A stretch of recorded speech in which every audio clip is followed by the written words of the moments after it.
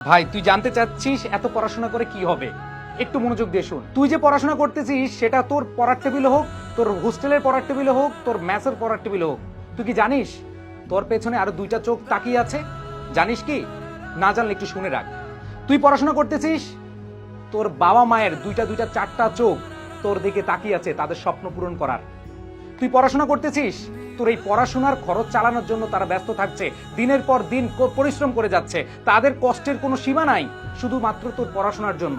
তুই পড়াশোনা করতেছিস, তারা অধীর আগ্রহে বসে আছে কবে তোর প্রতিবেশীকে, তার কাছের মানুষগুলোকে বুক ফিলিয়ে বলবে যে আমার ছেলে আমার মেয়ে ভালো রেজাল্ট করেছে। তুই পড়াশোনা করছিস, তোর বাবা মা দুই হাত তুলে অজরে কাঁদতেছে আল্লাহর কাছে যেন তুই ভালো রেজাল্ট করতে পারিস। ভাই আর কি চাস?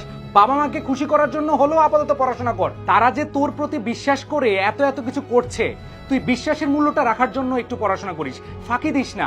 বাবা মা এত কষ্ট করে তোদের খরচ চালাচ্ছে আর তুই মোবাইলে ফ্রেন্ডদের সাথে নির্দ্বিধায় তুই চ্যাটিং প্যাটিং করে সময় নষ্ট করতেছিস, তুই আড্ডা দিতেছিস, এখানে যাচ্ছিস ওইখানে যাচ্ছিস, ঘুরে বেড়াচ্ছিস। ভাই এখন না বুঝলে পরে কিন্তু ঠিকই বুঝবি।